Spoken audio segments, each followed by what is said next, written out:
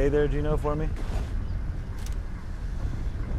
Rock and roll. So here we are, the weapons customization system.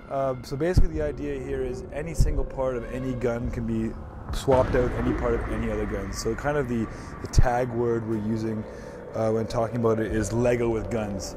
So if I jump into one of these, let's take the M416 for example. No, I feel like going on the M4 route today. So take the M4. If I take that and we jump into it, I'm able to take it and customize it really how I want it to play inside the game. So I can take the QZB barrel, the AK-47 barrel, the G36 barrel, whatever I want. And all of these things also have gameplay ramifications. They're not just cosmetics. So some of the heavier barrels will give you more damage but worse handling, and vice versa, obviously, for the lighter barrels. There's also parts that aren't attached to any specific gun. They're just, you can find them in the world, and there's specific ways and specific places where you can get them and then put them in your collection. So I think this is a pretty cool barrel here. I'll drop that on there.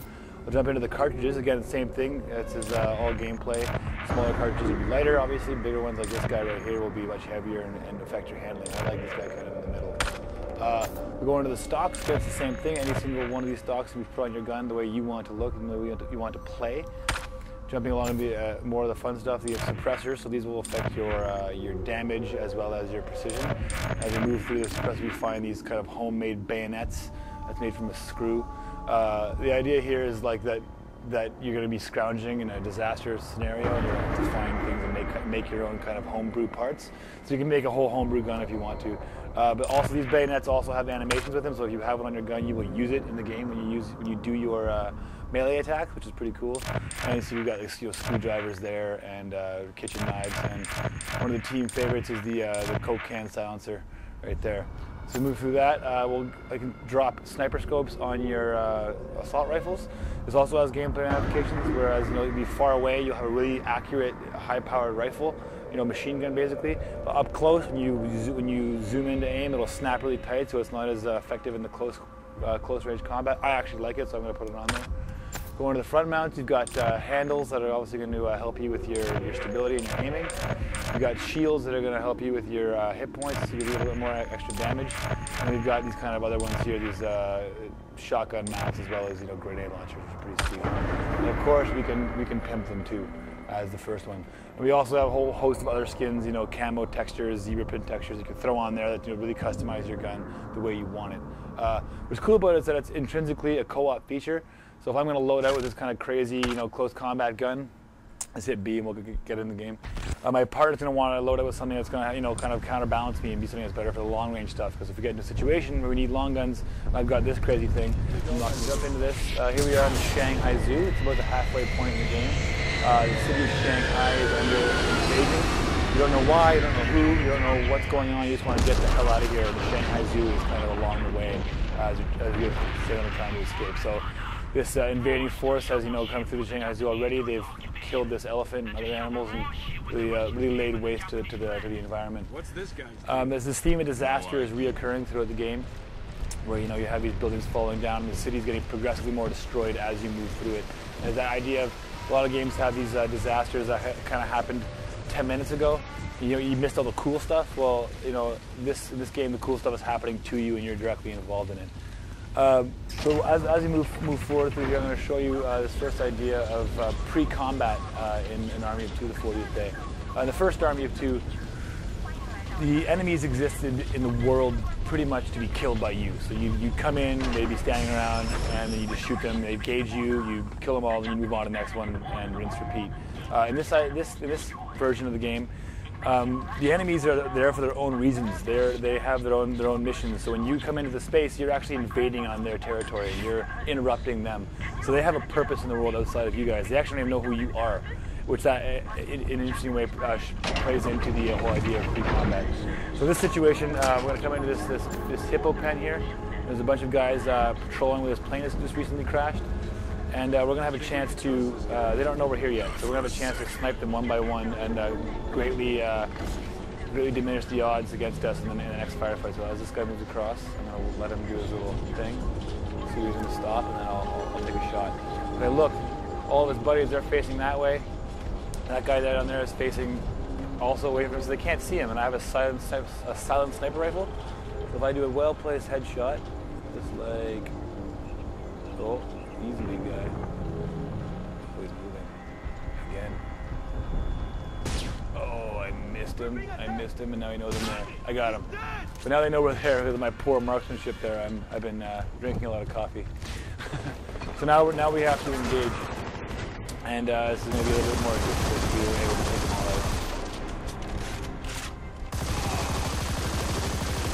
So obviously aggro is still very prevalent in the game. If I move up here, you can see our aggro meter at the top there, and we're going to be fighting these guys. We can use this kind of the aggro to move through this kind of situation here, this firefight, which is going to be pretty challenging right now.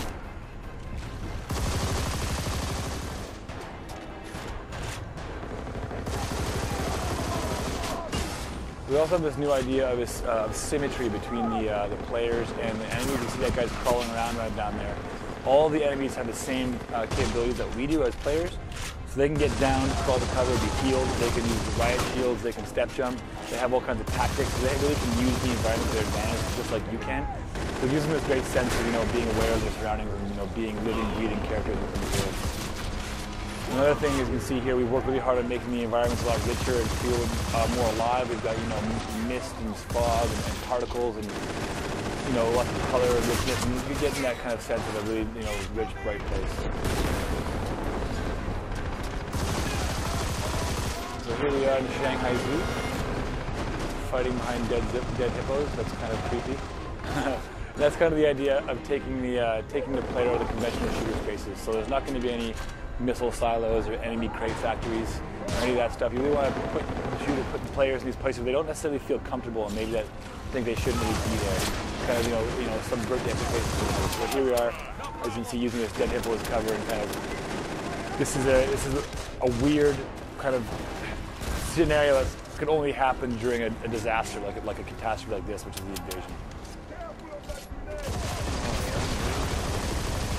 Shoot you in your spine.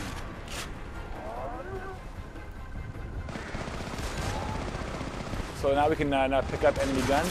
Okay, they did right there. But they are throwaways. So once you use the ammo in them, then you toss them away.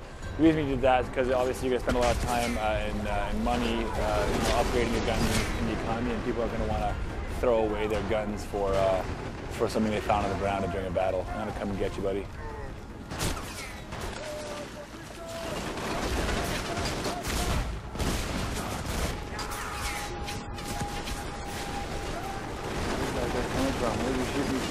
Oh, this guy's down right here.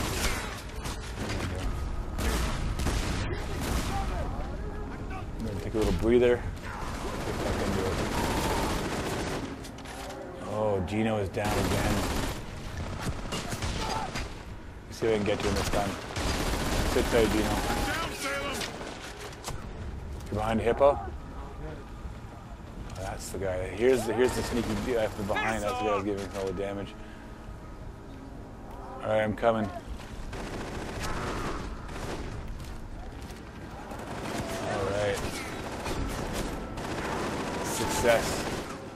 So here we are with another example of pre-combat in Army of Two. So if Gino holds back here, I'm going to sneak down up on this this mercenary type fellow here and check out his rank as well as the moves that I can do on it with my co-op playbook. So if I look at him, yeah, he's a corporal, so he's in charge, and I can do a hostage hold and a mox runner on this guy. So I'm going to choose a hostage hold for this particular situation.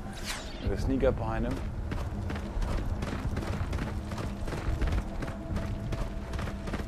Grab him.